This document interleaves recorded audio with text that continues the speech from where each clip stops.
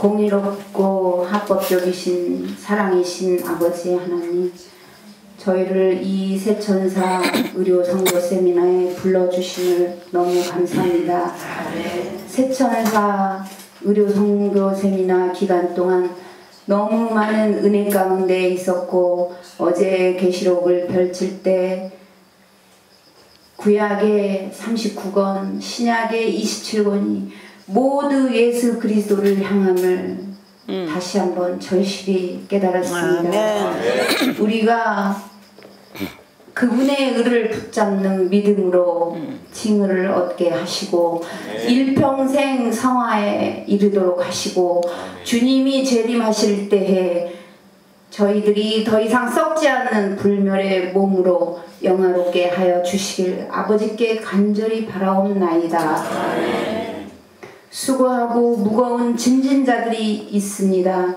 앞에서 말씀을 전하신 분들, 저희의 듣는 저희들, 그리고 각 분야에서 봉사하시는 그분들이 혹여라도 수고하고 무거운 짐을 지었다면 그분들의 편안한 안식처가 되셔서 두 팔로 저희를 편안히 이끌어주시길 간절히 간구하옵나이다. 이 시간은 최차순 원장님의 입을 통하여 말씀을 듣는 시간입니다.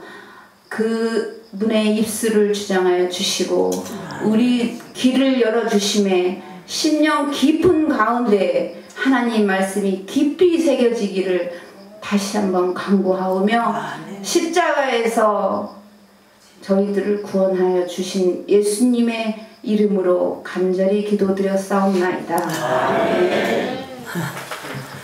지금 기도해 주신 우리 자매님은 개신교회 여러 종파에서 30년 동안 이 진리를 찾아 헤매던 자매입니다.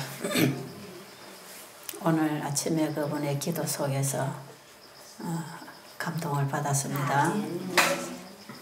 새천사 기별은 초교파, 초종교, 초민족의 사업이다. 새천사의 기별 영원한 복음은 교파의 벽을 무너뜨리고 자아의 벽을 무너뜨리고 각자의 심령에 좌정하시려고 이 땅에 오신 예수님을 전하는 복음입니다. 그래서 누구에게나 다 전파되어야 할 복음, 여러분은 이곳에서 온 세상이 들어야 할 하나님이 보내주신 마지막 초청의 기별을 듣고 있는 것입니다. 축복받은 자리에 여러분들이 오셨습니다. 저는 이번에 여러분들의 그 가슴에서 일어나는 뜨거운 감정들 때문에 제가 막 살아나고 있는 것 같습니다. 우리가 이런 얘기 자주 합니다. 아마 성령께서 임하시고 계신다. 얼마나 각자의 심령이 변화를 받고 있는지. 참 하나님께서 이제 오셔야 되겠죠.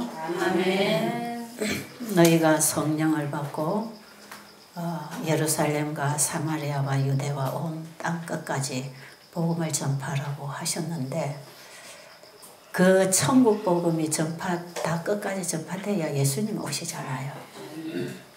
이 천국 복음이 모든 민족에게 전거되어 전파돼야 예수님이 오신다고 약속하고 가셨거든요. 우리는 그 일을 해야 되겠죠. 그리고 이 요한계시록은 모든 성경책이 다 모여져서 환하게 빛을 비추는 책입니다. 그래서 엘렌 G. 화이트 여사 말씀해 보면 마지막 때에 요한계시록과 다니엘을 깊이 연구하라 그랬어요. 그래서 많은 빛이 온다 그랬어요. 근데 제가 그동안에 이 계시록 공부를 했지만 뭐 계시록에 이렇게 많은 빛이 있을까? 그저 역사적이고 예언적이고 또 앞으로 지난날에 된 것처럼 또 앞으로 그대로 되겠지. 그런 어떤 예언과 역사적인 측면에서만 저는 많이 본 것 같아요. 이 새천사 기별도 1844년 당시에 개신교회가 완전히 어두워 죽어가는 그 상황에서 가톨릭에서 개혁하고 나온 이 개신교회가 완전히 흑암의 나락으로 떨어질 때에 밀러주의자들의 예언 해석에 의해서 대재림운동이 일어났고 그때 개신교에 다시 살아있는 몇몇 성도들이 주로 교회 지도자들, 목회자들이 다시 일어나기 시작해서 예언을 다시 연구하면서 이 시대의 기별을 가지고 온 땅에 마지막 복음을 전할 수 있는 마지막 교회가 형성되는 것을 이제 우리가 알아요. 그러니까 저는 이 새천사기별을 대부분 역사적으로 1844년 당시에 첫째와 둘째 천사기별이 전파되었고 대실망에 이르렀고 예수님이 지성소에 들어가시면서 셋째 천사기별이 왔고 이 정도로 제가 역사적으로 사실적으로 예언적으로만 이해를 하면서 뭐 그런 것이겠구나 그랬고 계시록에서 무슨 빛이 이렇게 많이 온다고 했는가에 대해서는 제가 거의 몰랐어요. 저도 영원한 복음 새천사 기별을 가지고 지금 한 부분적이지만 그동안에 계속 일해오고 저도 그 나름 복음의 빛을 받고 나왔기 때문에 이것이 요한계시록에서 이렇게 만나져서 새천사 기별로 확산된다는 것을 그때까지 잘 몰랐고 희미하게 이렇게 잡아오던 중에 내가 계시록을 공부하면서 확실해졌고요. 이제 여러분이 할 일은 가서 연구하는 것입니다. 계시록 11장에서 예수님이 지성소 들어가시고 계시록 15장에서 예수님 이 땅에 이제 지성소 사역을 마치면 바로 재앙이 떨어지고 심판입니다. 그런데 1844년에 2300주야 끝에 예수님이 지성소로 들어가셨어요. 이제 그분의 구속 사업이 마쳐지면 죄를 완전히 끝내주는 성소 정결 사업을 마치시면 예수님 나오십니다. 들어가시면 나오셔야 되잖아요. 들어가고 나오고는 그분의 사역을 얘기하고 있습니다. 사역의 시작과 마침 다 이루었다고 마치고 나오시면 이 땅의 은혜의 때는 이제 끝났습니다. 어려운 자는 완전히 어려워지고 불의한 자는 완전히 불의해져서 더 이상 기회가 없습니다. 그런데 지금 예수님이 곧 나오신다고 하는 것입니다. 이 예언이 말해주는 예수님의 사역이 이제 곧 나오실 때가 됐다는 것입니다. 그런데 예수님이 들어가셔서 성소 정결 사업을 하시고 나오시기 그 사이에 이 땅에 있는 하나님의 교회, 하나님의 백성들은 무슨 기별을 전합니까? 바로 새천사 기별을 외쳐야 된다. 그러니까 우리가 지금 이 새천사 기별을 알아야 전파하고 이제 예수님 오시게 할 거 아닙니까? 중요하다고 생각하세요. 왜 새천사 의료 선교인가를 여러분들이 이제 좀 관심을 두고 그 부분에 연구에 들어가야 될 것 같아요. 예수님이 지성소에 들어가신 이후에 이 땅에서는 셋째 천사 기별을 포함한 첫째와 둘째 영원한 복음, 완전한 하나의 복음이 외쳐져야 합니다. 이 복음은 죄인들로 하여금 십자가 앞으로 와서 칭의를 경험하고 예수님을 따라 성소의 경험을 들어가면서 성화의 경험을 하고 그분을 믿음으로 따라 지성소에서 속죄하시는 그분 앞에 무릎 꿇어야 합니다. 이런 시대에 우리의 신앙 경험은 전적인 회개입니다. 제가 어제 어느 영적 친교방에 들어갔어요. 거기 한 10분이 모였습니다. 첫 시간부터 첫 말씀하시는 부분부터 이 내면에 숨어있는 깊은 그 자아가 죄입니다. 거기서부터 그게 죄 공장이니까요. 그 자아에서 내가 어떻게 포기되고 예수님께로 일어나는가 이런 고민을 전체가 다 그런 주제를 놓고 영적 친교를 하대요. 나 정말 놀랐어요. 근데 그 방에 계신 분들이 대부분 개신교회 천주교에서 오신 분들이거든요. 우리 교인들이 몇 분 계시긴 하지만 어떻게 이분들이 이 셋째 천사 기별하에 놓여있는 신앙 경험을 하고 있을까? 놀랄 일 아니에요.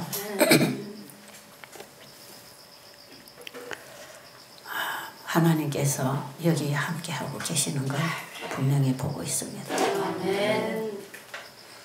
그러면 예수님이 지성소에 들어가신 이후에 그분이 나오실 때까지 이 땅에서는 첫째와 둘째를 포함한 셋째 천사 기별 복음이 전파되는 게 이 시대의 현대 기별이라.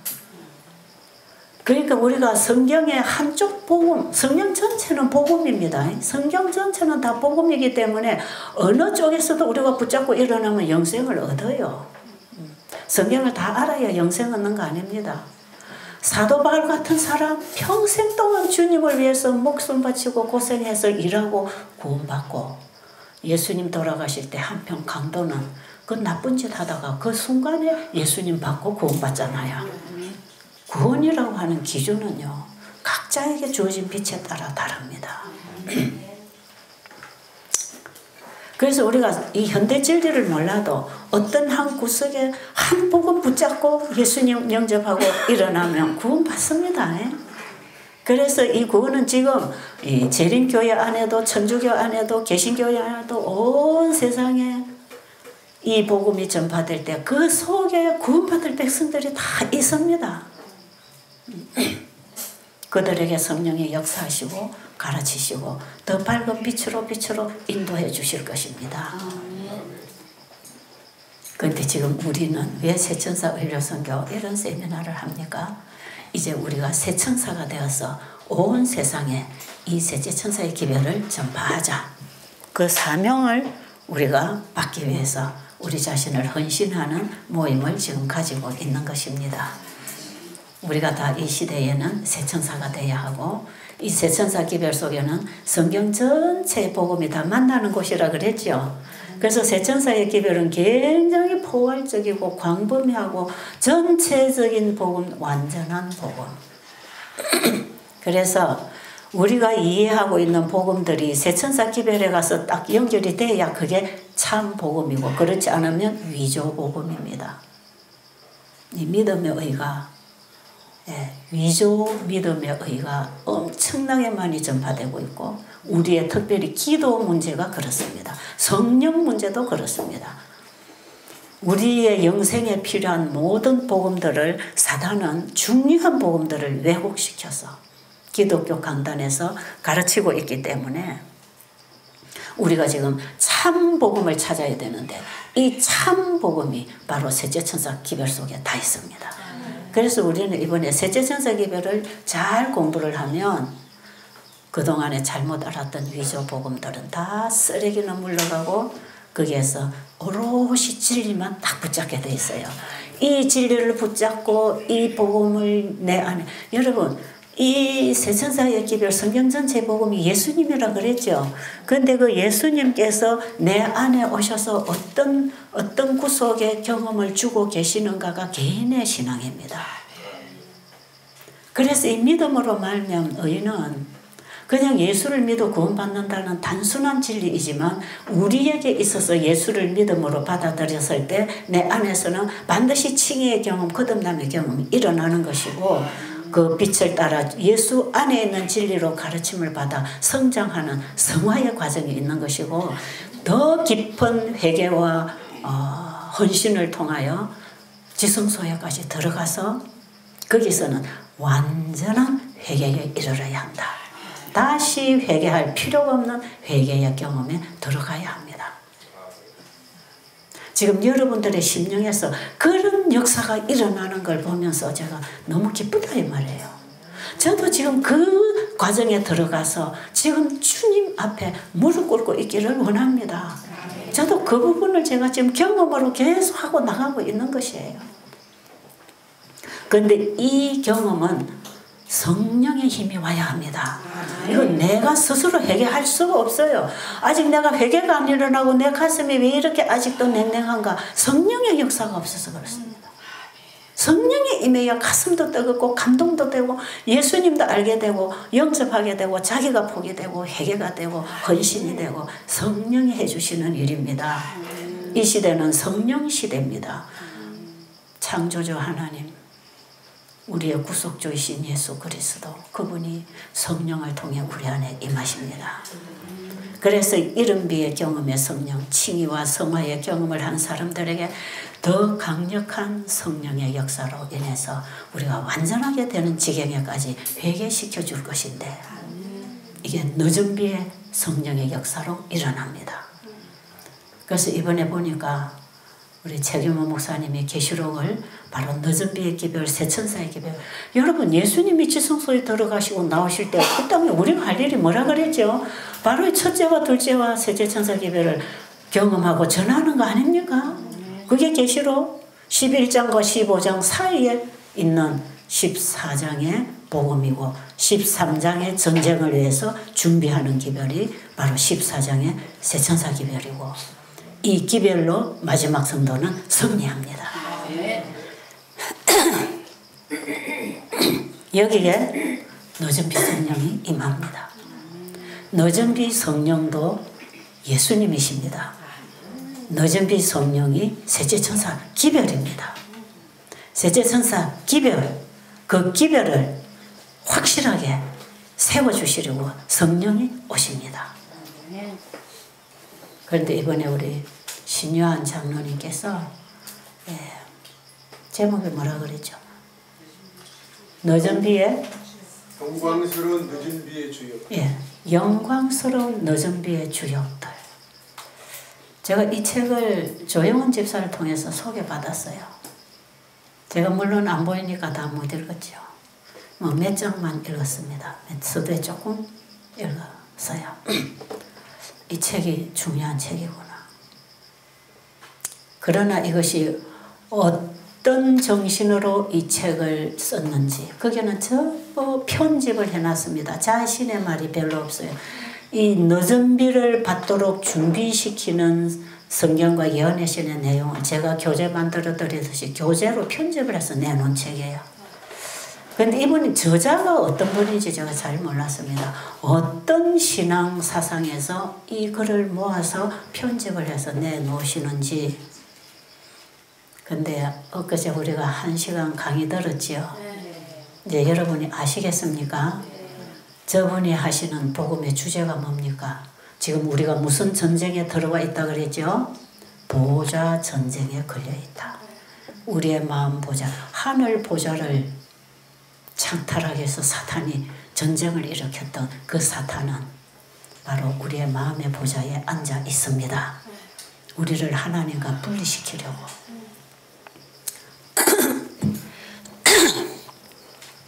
성령이 오시면 어디에 앉으실 것입니까? 우리의 마음 보좌에 임하실 것입니다. 예수님은 우리의 마음 보좌에 임하시려고 마음문 밖에서 문 두드리고 계십니다. 이게 라오디게아 교회에 보내는 기별입니다.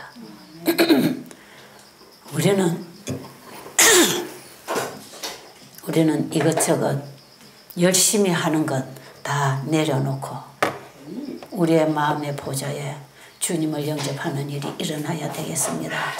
그분이 우리 안에 와서 거듭나게 해주시고 믿어 순종케 하도록 우리 안에 성화의 경험을 하게 해주실 것이고 그분이 우리에게 회개를 시켜서 완전한 회개를 시켜서 우리를 완전한 의인으로 만들어 주시기까지 그분은 우리를 포기 안 하십니다.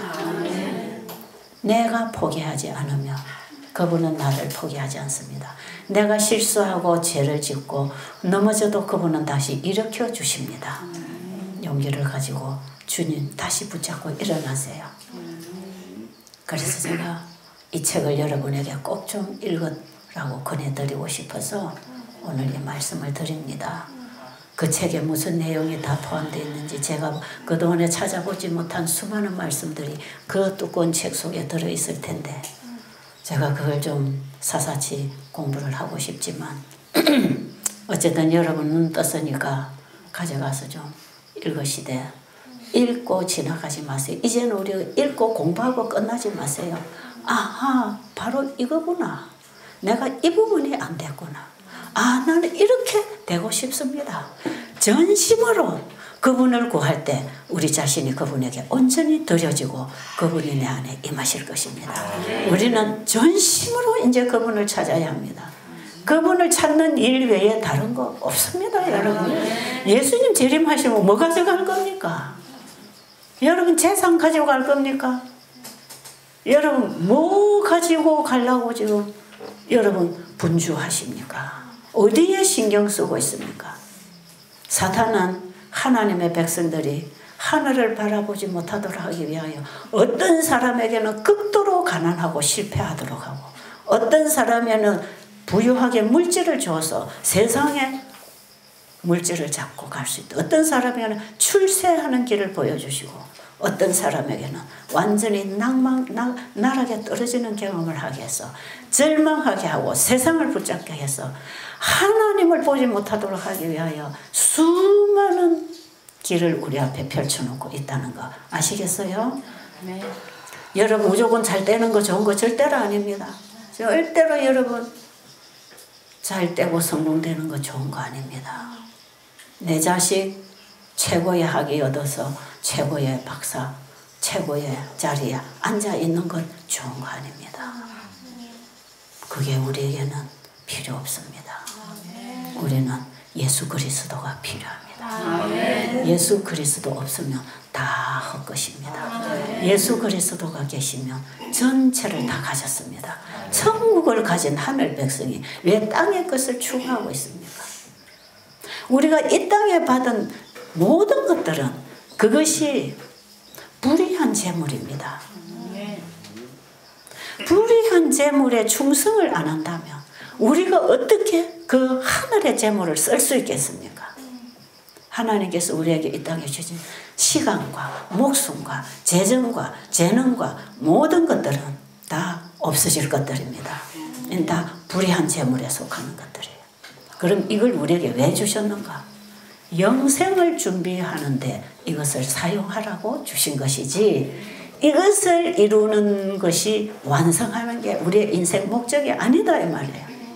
그러니까 누가복음 16장에서 이 불의한 청지기가 주인에게서 이제는 충성스럽게 주인의 목적대로 주인의 재물을 쓰지 않았기 때문에 이제 너 그만둬야 되겠다 해고당하게 되니까 그때라도 주인의 재물을 가지고 친구를 사귀는 일을 하고 있잖아요.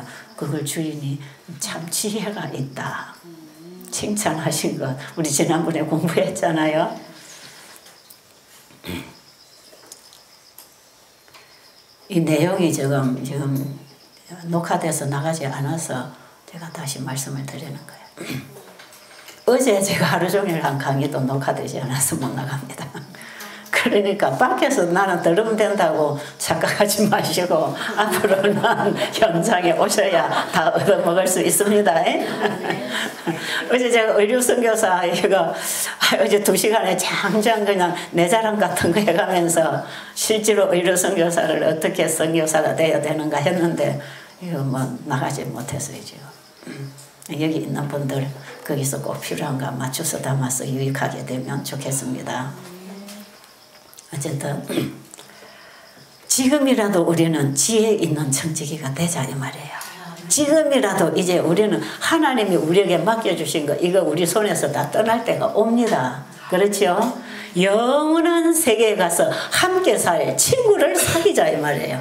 그거 뭐라는 것입니까? 하나님 주신 모든 재능과 재정을 가지고 우리가 천국 복음을 전파해서 영혼을 하늘에 가서 영혼을 살 친구를 만들어야 되지 않겠어요? 셋째 천사 기별을 외치는 일에 우리의 시간과 애정과 재정과 재능이 다 들여져야 합니다. 다 들여져야. 지금 여기 들여져야 합니다. 제가 또 어떤 사이비 종교 교주처럼 이 재물 다 갖다 바쳐라 이런 뜻은 절대로 아닙니다.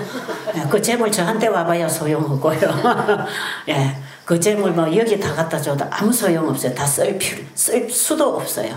여러분이 있는 곳에서 정말 영혼을 구원하고 내가 하나님과 연결될 수 있는 그 일에 여러분의 재정을 쓰십시오.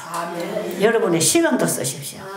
여러분 야고보서 1장에 보면 가장 좋은 은사들이 다 위로부터 아버지께로부터 우리에게 온다 그랬어요. 우리가 가지고 있는 가장 좋은 것들 우리에게 진짜 필요한 것들은 다 누가 주신 것입니까? 하나님께로부터 온 것이에요. 하나님께로부터 온 것은 다 좋은 것입니다. 그런데 아래에서부터 죄로부터 온 것들은 다 망가지는 것이니까 그거 다 내려놓고 위로부터 오는 거 받아야 되겠죠.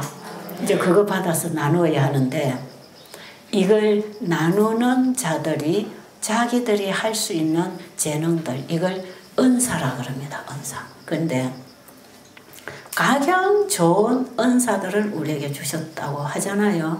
이 은사라고 하는 원래 원어적 의미는 뭡니까? 카리스마입니다. 카리스마. 자, 여러분, 칼 함부로 쓰면 안 돼요. 칼, 자기 권위를 가지고 뭐 한다 하더라. 세상에는 갑질한다 하던가. 내 거니까 내 시킨 대로 해. 내가 주인이야. 그런 거 그렇게 말하는 거 맞습니까? 제가 요즘 세상 언어를 다 잊어버렸어요. 잘 모르겠어요. 자기의 자존심이나 자기의 어떤 권위로 자기의 것을 사용하면 그것은 죄가 됩니다. 그런데 카리스마가 다 좋은 건 아니에요. 그런데 진짜 하나님이 우리에게 준 은사, 그 은사들 있잖아요. 돈을 잘 벌 수 있다든지, 공부를 잘 할 수 있다든지, 어떤 좋은 어떤 재능을 가지고 다른 사람이 하지 못하는 다른 분야에서 누군가를 도울 수 있는 일들이 많잖아요. 그런데 하나님이 주신 이런 재능들을 자기 유익을 위해서, 자기 권위와 자기 자존심, 자기를 위해서 쓸 때에는 이걸 달란트라고 한답니다. 그런데 이것을, 하나님이 주신 이 재능을 영혼을 구원하고 하나님께 영광을 돌리기 위하여 진리적으로 이것을 사용할 때 카리스마, 그걸 은사라고 한대요. 은사. 우리가 하나님이 주신 재능을 은사로 사용하시는 분들이 있고, 이걸 하나의 달란트로 전락시켜서 육적으로 세속적으로 쓸 수도 있다 이 말이에요. 우리가 받은 은사들이 많습니다. 그렇죠? 누구든지 다 있다는 겁니다. 성경에는. 그래서 1달란트 받은 사람, 3달란트, 5달란트 받은 사람 있다 그랬죠. 누구든지 다 받았다는 것입니다. 그렇기 때문에 누구든지 우리는 활용할 수 있는 재능을 하나님께로부터 받았는데, 이것을 주인의 보시기에 합당한 목적으로 쓸 때 이것은 은사가 되고, 거기에는 하나님의 권위와 능력이 가기 때문에 카리스마라. 그래서 하나님이 주신 재능들을 가지고 하나님, 주님을 전가하는 이런 복음사업에 쓸 때는 상대방이 주님 앞에 무릎 꿇을 수 있게 하는 카리스마의 힘이 된다 이 말이에요. 힘. 상대방을 십자가 앞에 굴복시키는 힘으로, 능력으로 쓰도록 우리에게 이런 재능들을 주셨다 이 말이에요.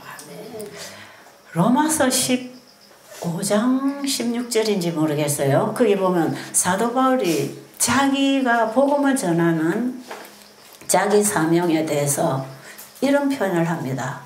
하나님의 은혜로 내가, 한번 읽어보면 좋겠어요.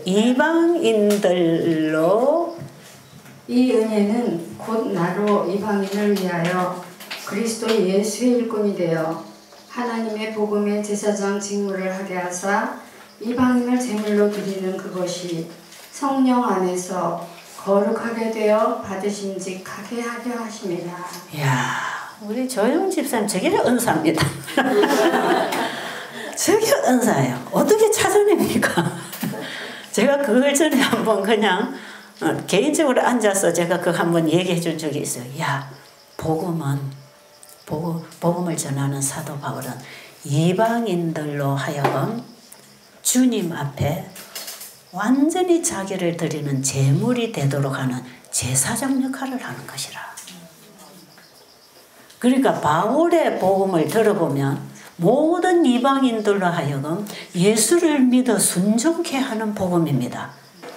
자기 자신을 제단에 들여 완전히 자기를 제단에, 자기는 죽고 예수 그리스도가 그 안에 임해서 새로운 피조물로 거듭나도록 하는 그 복음, 바울이 그런 복음을 전했어요. 그래서 영적으로 제사장의 직분을 하고 있다는 거죠. 그러면 이 영적인 카리스마가 우리의 모든 하나님 주신 재능, 은사를 가지고 이 예수 그리스도를 전하는 이 복음을 전할 때 이방인들이 자신을 십자가 앞에 제물로 내려놓고 성령의 경험을 할 수 있도록 하는 복음을 전했다 이 말이에요. 거듭나게 하는 복음을 전한 것입니다. 저는 이 사도 바울이 전하는 복음에 빠졌어요. 제가 처음에 예수님을 만나서 진짜 예수님의 사랑이 내 마음에 와서 예수님을 사랑하는 그 사랑에 내가 이끌림을 받아 새로운 인생이 일어나는 그 시작하는 단계에서 제가 예수님을 정말 닮고 싶었어요. 근데 어제 제가 말씀드렸지만 제가 타고난 성질머리가 못 돼가지고 참으로 나한테는 정말 예수님을 닮는 데는 정말 생각조차도 할 수 없는 너무나 거리가 멀었습니다. 그런데 요한도 보니까 그런 사람이 다 하대요. 아주 그냥 잘난 척을 하고 나서기도 잘하고 성격도 과격하고 뭐 어떤 되고 싶고 뭐 이런 저런 저한테 있는 나쁜 거는 그것도 다 있더라고 보니까. 12 제자들이 가지고 있는 그 나쁜 성질들이 저한테도 전부 다 있어요. 없는 게 아니더라고. 그게 죄성이라는 겁니다. 근데 요한이 예수님께 가까이 다가가서 배우려고 하는 그 관심, 그렇죠? 관심을 가지면 배워집니다. 예수님을 닮고자 하는 거기에 초점을 맞추고 계속 예수님을 바라보면서 오는 빛을 받기 위해서 자기를 포기하면서 사랑의 사도가 됐잖아요. 우리에게 희망이 있습니까? 네. 여러분 가룟 유다 욕하고 있지만요. 가룟 유다가 가지고 있는 죄가 우리 안에 다 있습니다. 있어요. 그분은 그 가룟 유다는 예수님을 영접하지 않았습니다. 여러분 교회를 열심히 다녀도 예수님을 영접하지 않으면 가룟 유다하고 똑같아요. 자기 죄를 자기가 책임지고 죽어야 됩니다. 그런데 예수님이 오시면 내 죄를 그분이 다 가지고 가시잖아요. 뭐 하려고? 죄의 장본인인 사단에게 옮겨주려고 내 죄를 받아가십니다. 자, 요한도 변화가 됐다. 그래서 제가 사도행적 저 후반부에 가면 그 요한이 변화된 성화된 얘기 나오잖아요. 제가 그거 보면서 이거 희망이 있구나. 나도 희망이 있구나. 그래가지고 제가 예수님을 진짜 알고 싶었어요.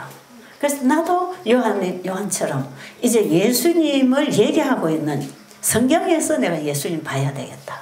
그래서 제가 사복음서를 진짜 내가 깊이 보면서 거기서 어디에 초점을 맞췄냐. 예수님의 입에서 무슨 말씀이 나왔나. 어떨 때 이런 말씀을 하셨나.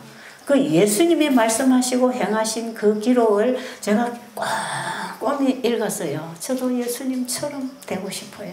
예수님 따라가고 싶어요. 저는 예수님만 사랑하고 살 거예요. 이런 마음을 누가 주셨을까요? 네, 그분이 내게 주신 것입니다. 그래서 사복음서 읽어도 뭐가 잘 안 보여.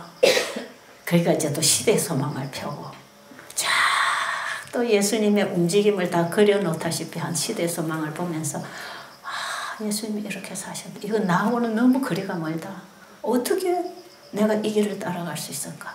안 되겠다. 그러나 거기에서 예수님을 닮고 싶은 갈망이 있었어요. 너희가 전심으로 나를 찾고 찾으면 만나리라. 이게 희망입니다. 우리가 할 일은 바로 그겁니다. 여러분에게 그런 전심으로 찾고 찾는 관심이 있다면 희망입니다. 그래서 제가 시대 소망을 그런 심령으로 또 잘 읽었어요.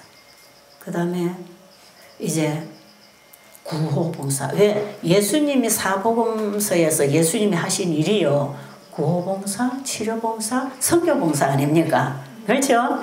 그 세 가지 사업을 하셨는데 그걸 합쳐서 뭐라 그랬죠? 이걸 합쳐서 의료 선교 사업이단 말이에요. 그래서 의료 선교 사업에는 구호봉사도 포함되어 있어요. 뭐 어제 어떤 분이 나는 치료봉사 한 잔은 못 하겠는데 나 사업은 좀 하는데 돈 벌어갖고 사업으로 의료선교하면 안 되나 그러길 그거 된다 그랬어요. 그것도 된다. 예, 배고프고 허약 가난한 자들에게 도와주는 것도 의료선교입니다. 예? 지금도 못 먹어서 굶주리는 영혼들이 이 지구촌에 참 많이 있습니다. 자, 구호봉사, 치료봉사, 그리스도인 선교봉사. 제가 이거 다 읽어야 되겠지요? 예수님 탐구 예수님처럼 의료 선교사가 되려면 다 읽어야 되잖아요. 그래서 제가 그러잖아요. 우리 재림교회 안에는 성경을 바로 해석해서 내가 바로 내가 따라갈 수 있는 작은 골목길, 우리 마당에서부터 저 서울 한복판으로 갈 수 있는 작은 골목길들을 하나하나 이거 안내표를 붙여주는 말씀이 엘렌 G. 화이트 여사 책에 있기 때문에 제가 이 길을 그래도 찾아올 수 있었다 이 말이에요. 그러니까 제가 이 책을 다 읽었어요. 봐보세요. 사복음서가 시대소망에 펼쳐져 있어요. 그 다음에 그 시대소망에 광범위하게 펼쳐진 그 예수님을 따라가는 믿음으로 말미암는 제자들의 삶이 정로의 계단에 쫙 정리되어 있어요. 예, 정로의 계단을 읽으면요. 한 단계 한 단계 계단 예수님을 따라가는 그 경험을 써놨는데 그게 하나의 얘기를 하고 있는 것입니다. 예수를 믿음으로 말미암는 너희는 이렇게 사는 것이다. 그거 쓰는 거 아닙니까? 그러니까 광범위하게 예수님이 어떻게 믿음으로 말미암아 아버지가 내 안에서 일한다고 말씀하시면서 아버지의 일을 이 땅에서 증거해서 하나님의 품성을 드러낸 그 예수의 증거를 가진 마지막 성도들이 바로 정로의 계단의 그 신앙의 길을 따라서 우리의 삶을 통해 증거하는 것입니다. 그 시대소망하고 정로의 계단하고 짝이 맞아요. 저 나름 제가 공부해 보니까 그래요. 맞는지 안 맞는지는 모르겠지만 저는 그렇게 이해를 하고 있죠. 거기서 제 신앙이 하나하나 예수님 따라 경험을 가지고 이 책을 보니까요. 이게 바로 내 얘기가 여기 쓰여 있네. 그렇게 보여지는 게 정로의 계단입니다. 그래서 저는 이 정로의 계단을 읽으면요. 그 하나하나가 그냥 내 신앙 간증이 그거 다 들어있어요.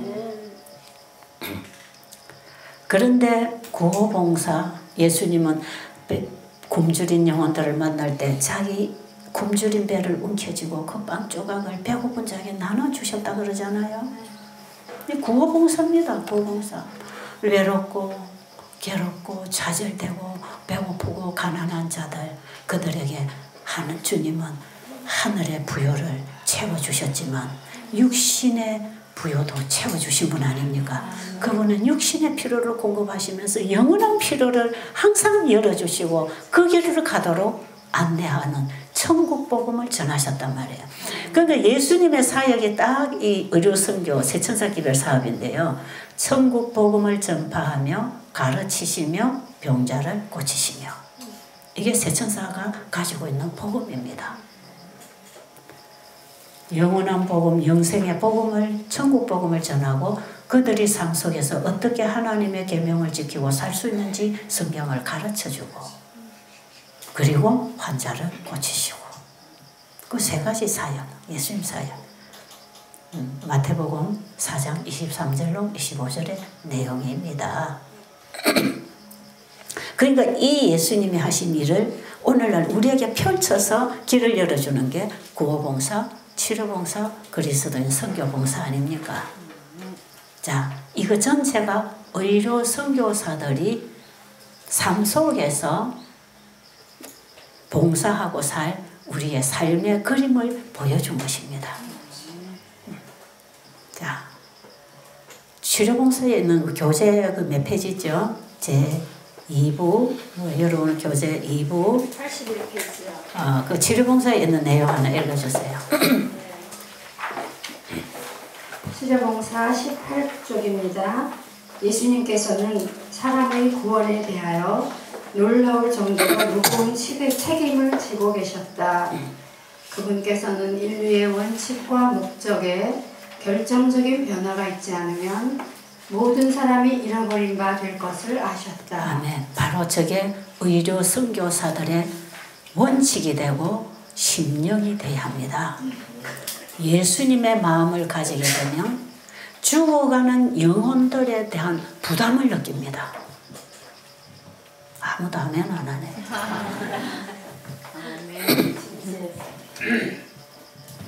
저는 여러분의 가슴에 공감이 되기를 원하죠. 아멘이 중요한 건 아닙니다. 여러분의 가슴에 공감이 되면 됩니다. 예수님은 죽어가는 영혼들에 대한 그들을 구원해야 되는 부담을 가지고 계셨어요. 그 부담으로 이 땅에 오셨고 영혼을 만나실 때 그분의 입에서 나온 한마디 한마디는 다 그 영혼을 구원하는데 필요한 말씀이었고 일이었단 말이에요. 그게 예수님을 만나 거듭난 그리스도인들의 심령이 그런 것입니다. 이것이 돼야 의료 선교사가 된다 그랬죠. 그리고 예수님께서는 그 영혼들을 바라보면서 그들의 삶의 원칙에 근본적인 변화가 일어나지 않으면 다 멸망당할 것을 보셨다. 그 근본적인 변화가 뭐라 그랬어요? 거듭나는 경험. 저 영혼들이 거듭나지 아니하면 다 멸망당할 걸 아셨다. 예수님이 영혼을 바라보시는 그 심령이 우리 안에 와야 우리가 비로소 의료 선교사가 되는 것입니다. 자, 우리가 의료 선교사의 자질을 한 번 더 읽어볼까요? 어제 강의한 내용이 다 날아가 버려서 지금 한 번 더 읽어드리겠습니다. 어제 계속 저 얘기를 했죠. 자, 40조 2편에 있습니다. 의료 선교 21조. 우리의 모든 의료 선교사가. 자, 제가 좀 또막또막 할게요. 우리의 모든 의료 선교사가 그리스도 예수 안에서 중생의 삶을 살게 될 때. 중생의 삶을 그리스도 안에서 살게 될 때. 또한 그분의 말씀을 원래 의도하신 뜻대로 받아들이게 될 때. 예, 우리가 예수 안에서 중생의 경험이 돼야 성경을 보면 원래 하나님이 의도하신 그 의미를 깨닫습니다. 그때 진정한 의료 선교 사업을 구성하는 것이 무엇인지 훨씬 명확하고 포괄적으로 이해할 수 있습니다. 그때에 우리가 비로소 진정한 의료 선교 사업이 무엇인지 가장 명확하고 포괄적으로 알게 될 것이다. 여러분, 의료 선교사의 일은 굉장하게 명확한 것도 사실이지만 포괄적입니다. 어느 누구에게도 다 필요한 일을 하게 되는 것이지요. 자기가 할 수 있는 범위에서. 그래서 가난하고 병들고 옥에 갇히고 굶주려 죽어가는, 복음이 없어 죽어가는 모든 인류들을 만나서 그들에게 복음을 전할 수 있도록 봉사할 수 있기 때문에 의료 선교사는 환자 찾아가서 그냥 마사지나 해주고 녹즙이나 먹여갖고 조금 건강 회복하도록 해주는 차원에서 끝나면 안 돼요. 그것도 좋은 봉사가 되겠지만 우리는 그걸 훨씬 뛰어넘어서 본질적으로 의료 선교사의 정신이 필요하다. 그럼 우리가 예수 안에서 정말로 중생의 경험을 해서 내가 거듭난 새 사람, 새 생명으로 자라나는 새로운 피조물이 됐다면 이제 하나님의 말씀의 의미를 깨달을 수 있겠지요. 성경은 성령의 영감으로 기록된 책이기 때문에 내 안에 성령의 영감이 와야 성경을 이해할 수 있습니다. 그래서요, 내가 성령으로 거듭나지 아니하면 성령으로 거듭난 거 안 보입니다. 안 들립니다. 그러니까 자꾸 뭐만 보는지 아세요? 육의 사람만 보는 것이에요. 우리가 거듭난 새 사람밖에 육의 사람이 있다 그랬죠. 이 육의 사람은 육의 사람만 보기 때문에 비판하고 판단하고 정죄하고 흉보고, 육의 사람이 상대를 육으로 볼 때 그런 것이고, 영의 사람은 육의 영향성이 있지만 그 속에 있는 새로운 피조물이 된 그 영의 사람을 보기 때문에 그를 사랑할 수 있는 것입니다. 우리가 다른 사람의 영적 모습을 보려면 내가 영으로 거듭나야 됩니다. 그런데 여러분 놀라운 것은요, 마지막 시대에 늦은 비를 경험하는 사람들이 늦은 비의 경험에 깊은 회개와 헌신에 들어가서 그들이 헌신하고 이 복음을 전하기 위해 아주 준비되어서 막 헌신하고 나갈 때 함께 앉아서 기도하고 말씀 보고 교제하던 같은 사람이라 할지라도 그들의 경험과 그들의 하는 말과 헌신을 이해 못한다 그랬어요. 그러니까 성령의 경험을 한 사람하고 성령의 경험을 하지 않는 맹송맹송한 이런 사람들이 함께 교제하고 먹고 모이고 집회도 할 수 있지만 성령의 역사를 받아서 움직이는 사람들의 그 가슴과 움직임을 육의 사람은 옆에서 봐도 모른대. 무섭죠? 내가 혹시 그 사람이 아닐까? 영의 사람 눈에는 영적인 사람이 보입니다. 영적으로 경험한 사람의 귀에는 영적인 소리가 들립니다. 그 사람이 육적으로 얼마나 저 사람이 결함이 많고 허물이 많고 저 사람 성질머리가 어떤지 그게 보이는 게 아니고 그 사람의 영혼 속에서 나오는 그 영의 소리를 듣고 영의 일을 보고 영의 말을 들을 줄 아는 사람은 영적인 사람이라. 그러니 내 자신이 지금 사람들을 뭘 보고 어떻게 판단하고 있는지 알아야 되겠죠. 중요한 것입니다. 근데 여러분 늦은 비 성령이 어떻게 어디에 임하는가를 알려면 이른 비의 성령이 어디에 임했는지를 알면 됩니다.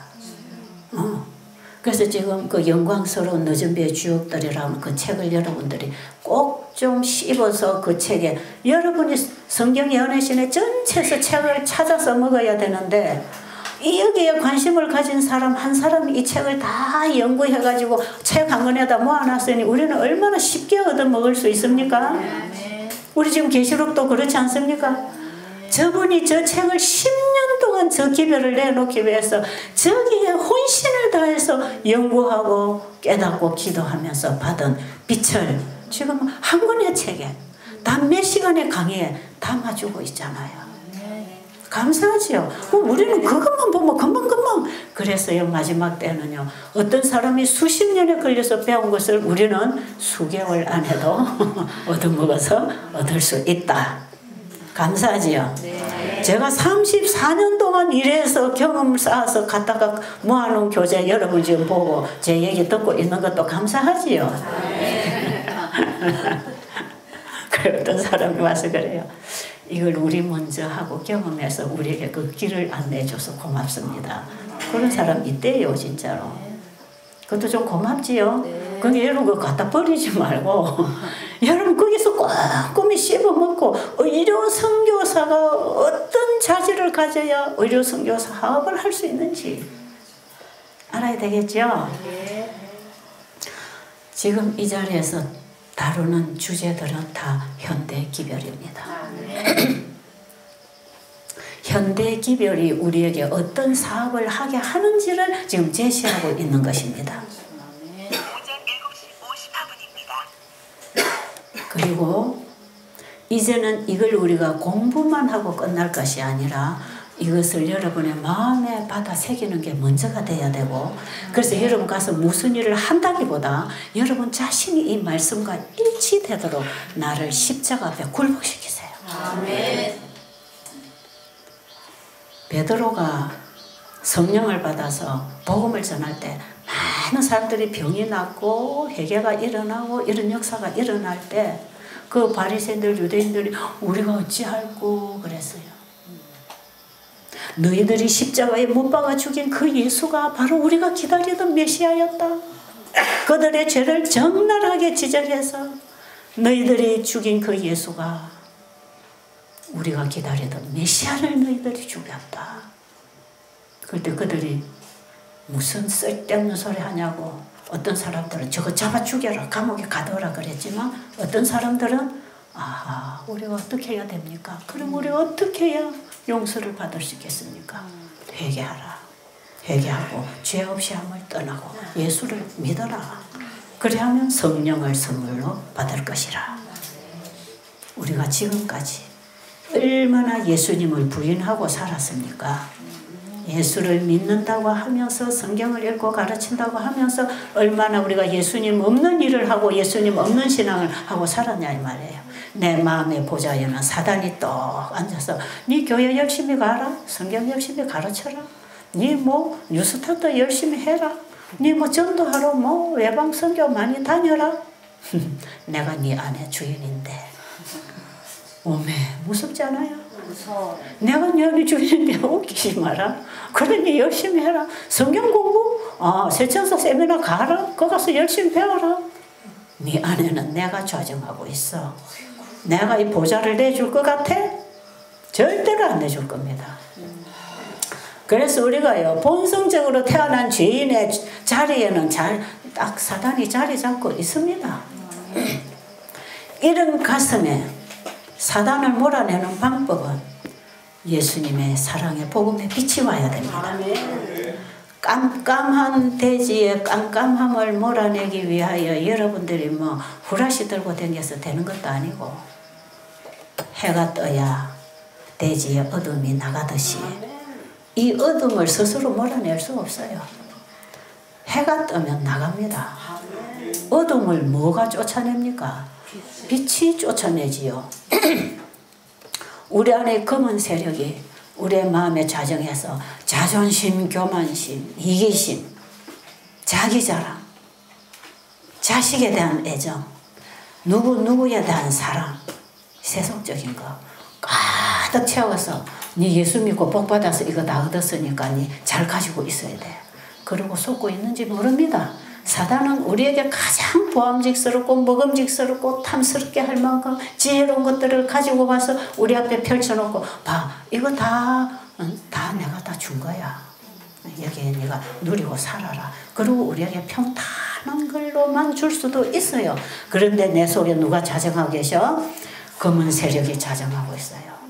이거 몰아내는 건 내가 못합니다. 그런데 예수님은 예수라는 이름이 뭡니까? 자기 백성을 죄로부터 구원할 자라. 아멘.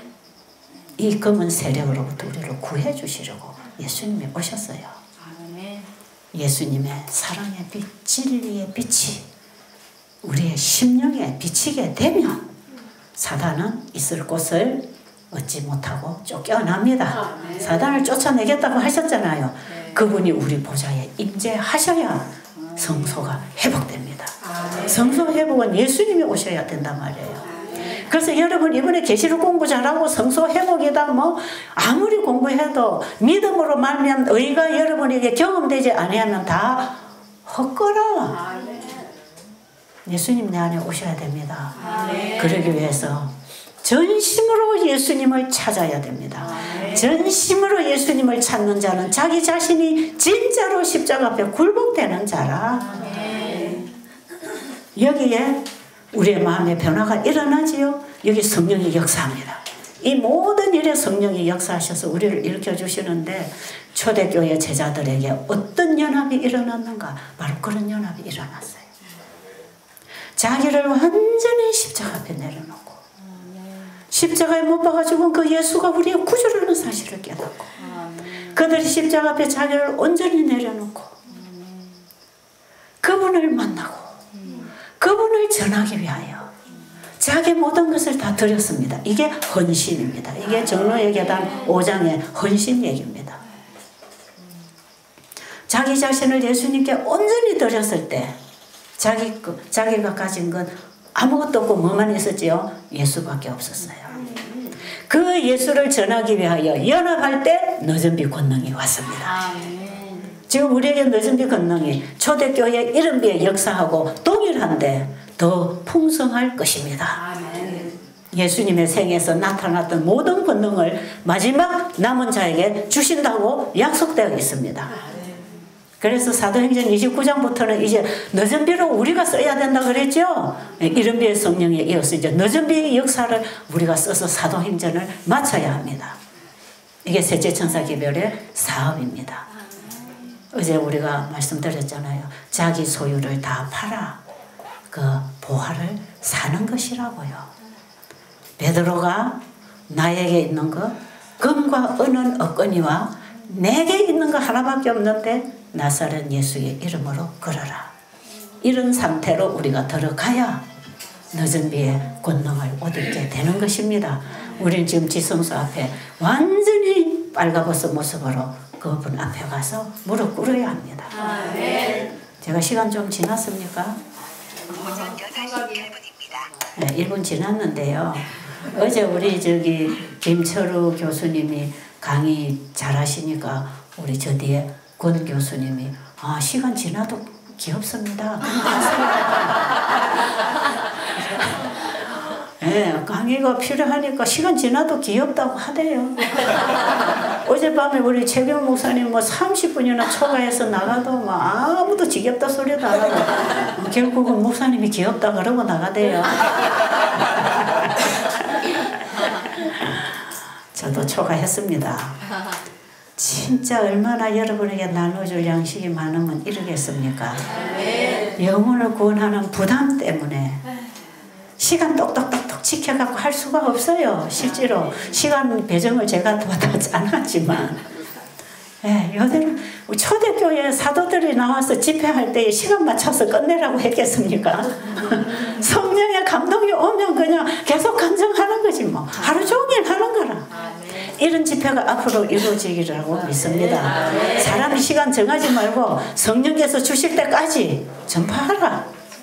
그런 경우 와야 되겠죠. 그래서 나중에 이런 순서 짜는 것도 필요 없어요. 성령의 감동을 받아서 누구든지 나와서 예수를 증거하는 백성이 만들어져 나와야 합니다.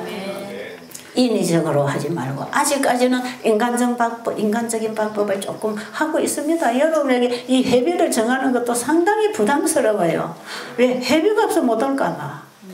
그러나 아직도 우리가 그런 재정이 없으니까 회비를 받아서라도 집회를 해줘야 된다. 그래서 지금 하는 거 아니겠어요? 아마 초대교회 역사가 일어나면 회비를 왜 받아요? 누구든지 병든 자나 배고픈 자나 누구든지 와서 복음을 받고 살아라고 우리는 다 열어놔야 되는 것입니다. 우리가 거기까지 들어가야 되는 것이에요. 거기까지 들어가려면 먼저 내 자신을 포기하는 일부터 시작돼야 되겠죠. 그것은 십자가를 만날 때만 가능합니다. 예수님이 오셔서 해주실 것입니다. 기도드리겠습니다.